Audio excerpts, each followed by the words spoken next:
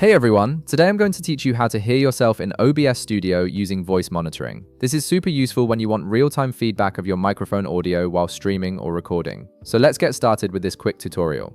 First, open your OBS application on your computer. Once OBS launches and you can see your main interface, direct your attention to the audio mixer section. This is typically located at the bottom of your screen and shows all your active audio sources.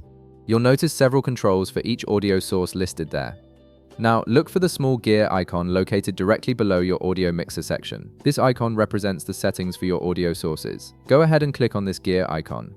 Doing so will open up the Advanced Audio Properties window, which gives you access to more detailed audio controls that aren't immediately visible in the main interface.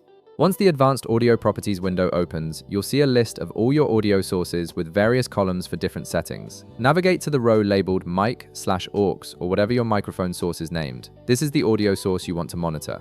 Look across that row until you find the column titled Audio Monitoring. Under this column, you'll see a drop-down menu next to your microphone source.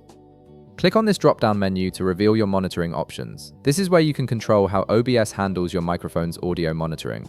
You'll notice two main options here, each serving a different purpose. The first option is Monitor Only Mute Output. When you select this, you'll be able to hear yourself through your headphones or speakers in real time. But importantly, this audio will not be sent to your stream or recording.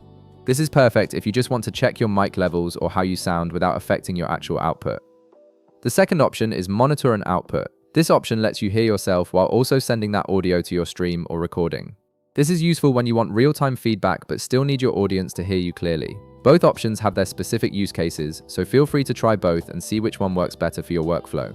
After you've selected your preferred monitoring option from the drop-down menu, you're almost done. Look to the bottom right corner of the Advanced Audio Properties window and you'll see a Close button. Click on this button to exit the window and apply your changes. And that's it! You've now configured voice monitoring in OBS Studio, giving you complete control over how you hear yourself during streams and recordings. If this video helped you out, be sure to leave a like, subscribe, and I'll see you in the next one.